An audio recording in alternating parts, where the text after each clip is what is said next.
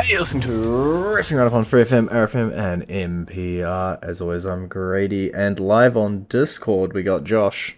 Hey, Uh, they decided that they're finally sunsetting Skype, and that means that I have to learn a new intro.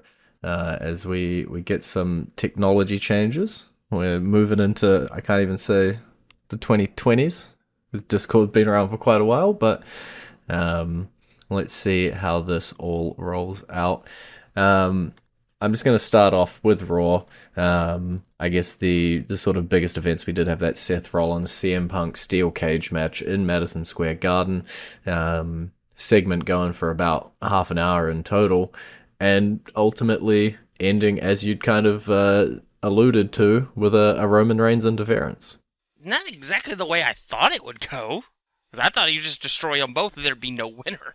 There was a winner, and it makes them 1-1. um, Although it was simply because out of nowhere he just grabbed him and yanked him out of the cage. Um, that said, it was a heck of a cage match. Two of them just like really went at it, and it was a legitimate just match in a cage. Yeah, and I think that's what the best part about it was, right? Like when you look at the match and you're going, that was a solid match. And then you still had the ending that propels the storyline further for all three of them. Um, Sometimes you can phone in the match a little bit if you know the real storytelling element is the post match, but there was absolutely no phones being used at all in this match. Just four fists being flung at each other. As yeah, they told the story there. Then Roman Reigns comes out, tells a story by beating down Seth Rollins, and then sees Paul Heyman consoling CM Punk and goes tells another story. Yeah. Obviously, I think we just got our night one main event. I don't see how you can't have these three people involved together and it not main event one of the nights. And obviously, it's if it's going to main event a night, since there's no title involved, it's night one. So yeah, I think we're going to see one heck of a triple threat between these three guys. And at the end of the day, the winner, I think of that, I think eventually trickles out into a world title reign at some challenge for a world title reign at some point. But it's going to be fun watching the road to WrestleMania. Yeah, it's not often, and we'll talk about another triple threat just after this that is sort of the other side of the coin, but it's not often in a triple threat like this where every single member hates every single other member. I think there is legitimate beef and tension no matter how you draw a line between these guys. And I think that's what makes the match so interesting. Sometimes going into a triple threat, like you think to Obafemi versus A Town Down Under, and you start going like, okay, the story is do they work together or do they blow up or explode? This one here is just going to be three people taking turns deciding who they want to beat up. Yeah, And I think you're right. I think this might finally be CM Punk's main event. He's gonna get his spot because if you compare it to Cody Rhodes, John Cena, obviously that one is going to be main event of night two. You compare it to both of the women's world title matches. You compare it to Jey Uso, Gunther. I don't think it's quite. Oh, sorry. I think it's got a little bit above those ones in terms of that main event potential. And yeah, should be a banger. yeah. I mean, it's the three people involved. Roman Reigns, who is like the guy, and has been for a long time. Seth Rollins, who is the 2A, and we can say Seth Rollins again because WWE has apparently dropped the freaking part. At least that's what it looks like. And CM Punk, who is, for lack of a better word, a legend in for the better part, but he is a top dog as well, and people love him. So yeah, I just don't think you can. I can get justifying like the triple threat women's match or something as the main event if these three guys were not going to be fighting each other. If it's just going to be two of them, then yeah, you could give the main event of night one to the ladies. But these three people, I think it just everything fits for the main event of night one, and I think that's what we're going to get. Yeah, in terms of characters, personality, build, match quality, star power, it's arguably your top three. If you can say, sure, top three or three out of the top five, however you want to shake it, but it is the upper echelon all coming together, and it's not often that you end up with the perfect combination, and you've got it here, so you got to do it. And then, yeah, that other triple threat that I was alluding to and you mentioned for the women's world heavyweight title, Io Sky now has the title, but Rhea Ripley doesn't really care. She's just too enamored with Bianca Belair, and the segment, I guess, this week with both of them shoving Sky out of the way. That's the storyline heading into this, presumably, triple threat. Yeah, I I think that is something to like be an element of it. Is that I don't think that both of them are essentially disrespecting the new champion. They don't care about her. They care about each other. It just they care about the thing she has. That's the only part that she. This is basically, for the lack of a better comparison at the moment, this is the Miz's spot in the whole Miz Cena match at WrestleMania 26, which was really more Cena Rock, with the Miz just holding a belt. That's essentially what we're looking at here with these three ladies. I think Io's going to have to make herself known, but I think at the end of the day, I think the title's going around Bianca's waist. I think at the end of the match, Yeah, but it should be fun watching. I haven't figured out in my head exactly how it will shake out. I've got a few weeks to get there, but it does seem as though that build is going to be the two of them just wanting to go at it with the assumption that the better of Rhea Ripley and Bianca Belair will be champion. They're sort of overlooking Sky, already just like, we're just going to have a match and the winner of us is champion, ignoring the fact that neither of them have gold around their waist right now. And I look forward to seeing how the story develops and whether Sky does still continue. Like, the more of a backseat role Sky takes, the more likely I will think her coming out with the championship is. And then if she does, as you say, start to make her presence known and start to become a prominent part of the feud, but with both of them, more like how we see the men's triple threat, then her chances of winning, in my opinion, start going down. And it does lean more towards a Bianca Belair kind of win. So we'll have to see how it develops over the coming weeks. But with Bianca Belair, she's also got multiple other things to deal with her former best friend attacking her other best friend, as we got Naomi confirming that she was the attacker of Jade Cargill. Yeah, she did it for Bianca. Oh, that'll never get old. Um, it is what we expected. I still think there's more to the story, at least that they can pump in the future. But if this is it, this is it. It's fine. It gives Jade a somewhat high profile match at WrestleMania, and it gives Naomi a different like story, something different for her, which we have really needed since she returned last year. I mean, the whole even when the bloodline was still going strong, we were like, put her with the bloodline, stick her with her husband, and make her heel, make her part of that group. And then it never happened, and she just kind of fell to the wayside a bit. So this might be the thing that like kickstarts her towards the top of the card.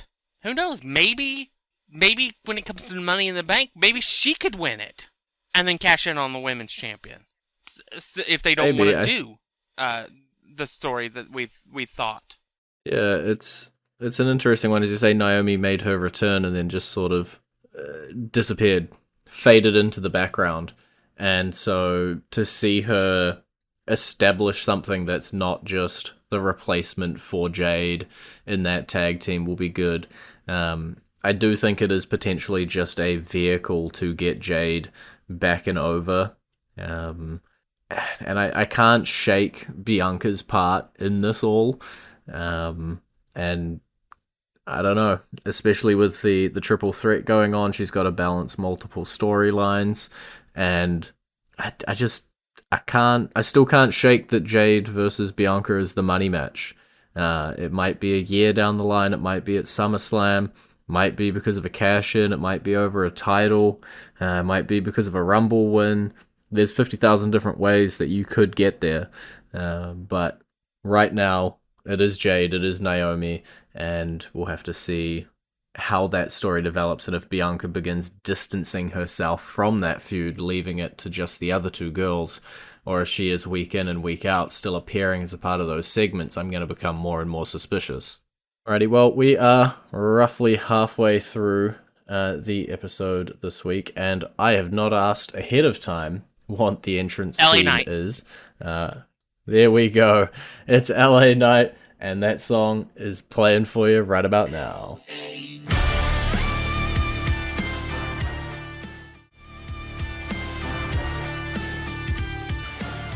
And you're back to Wrestling Up on FreeFM, ArrowFM, and MPR. I'm Grady, he's Josh. We played LA Knight's theme. Let's talk about LA Knight. Let's jump on over to SmackDown. At the end of the show, we had a United States Championship match. Shinsuke Nakamura defending against LA Knight, who won the one night tournament the previous week.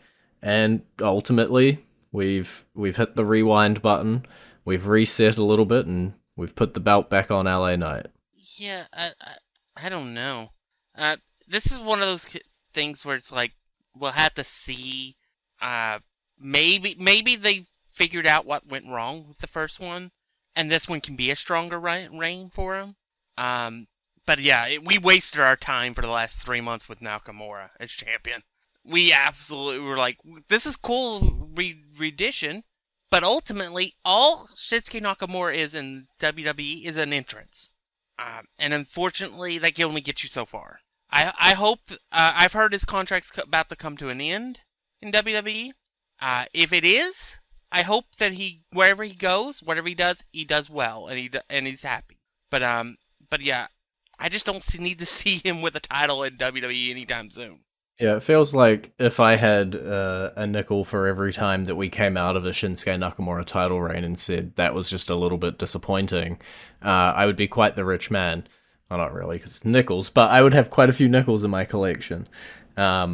Whereas, I don't know, I can't shake this United States Championship either, right? We had an LA Knight, or we had Logan Paul with it for ages, barely defending it. Finally defends it. LA Knight comes out with the win. We're hyped. We're like, okay, they finally pulled the trigger on LA Knight. Sure, maybe this is 6 months too late, but we finally pulled the trigger. Absolute snorefest of a title reign. Eventually loses it to Shinsuke Nakamura, and we're like, okay, maybe they've got something here. He's got this new presentation. Maybe he can do something. I know Shinsuke Nakamura title reigns on the main roster, not the best, but maybe. And then 3 months later, Shinsuke's losing the title back to LA Knight after barely defending it and not doing a whole lot with it. This United States title has just not done a whole lot. And I don't know, yeah. I can't sit here and be like, okay, well, this reign of LA Knights is going to be better. I just have no faith. Yeah, unfortunately, everything that John Cena did for that title, it went up in smoke almost immediately after he lost it. And essentially, it is in worse shape than it was when he picked up the title with his U.S. title challenge. I honestly think it's going to take a face that does something like that to make the United States title mean something. Because right now, Chelsea Green's title means more than the men's title does. And Chelsea Green's title's only about 2 months old. Yeah, it's a rough one, and the fact that even before this LA Knight win, we were sitting here and we're like, what sort of United States title match could we see at WrestleMania? And we're like, some sort of multi-man. Let's just biff some of their mid-card talent together and put the title on the line. Because there wasn't any story, there wasn't anything really to tell. And now you've got LA Knight picking up the title a month before WrestleMania, and you ask me again, what story are we going to tell in the next month? Is the United States title even going to be at WrestleMania? And I'm sitting here going, unless we get something together real fast, it's either going to be a Shinsuke rematch on the SmackDown before WrestleMania, a shoved together multi-man match, or it's not hitting WrestleMania this year. Yeah, at this point, I think if it's defended, it'll be defended on SmackDown. I I just don't see it being on WrestleMania. Um, it may not even be defended at all, and LA Knight might end up in. They might revive the Andre the Giant Battle Royal and do that on SmackDown, and he be in the match. Yeah, which is always a rough one for a mid card champ, right? Who could have had a spot. You're like, there's all of these spots at WrestleMania. There's a lot of banger feuds that are carving them out, and we can see them slowly taking shape. You've got the United States Championship, and you still can't get a feud or a storyline in there ready to go for a WrestleMania match. Feels like an I will say afterthought, this. I guess. Yeah, yeah. I will say this. If I have to pick between which mid card title be on WrestleMania's cards, I'm 1,000% picking the Intercontinental title. If it's one or the other, it's going to be Braun Breaker versus whatever combination of people that they want to put against him at WrestleMania. I'd rather have that if that's our options. Yeah, well, let's talk about that Raw mid card division, right? Because so many things are happening. I'll run them down. You can pick which one you want to talk about. Obviously, Braun Breaker having the Intercontinental title. He's eyed up a number of superstars. One of which was the returning AJ Styles, who has set his sights on Logan Paul. We've got Braun Breaker versus Finn Balor coming up next week with Dominic Mysterio and the Judgment Day looming around. You got Chad Gable making a return. You've got another random masked luchador interfering in a tornado tag team match. You got Penta still coming down against Ludwig Kaiser and Pete Dunne as well.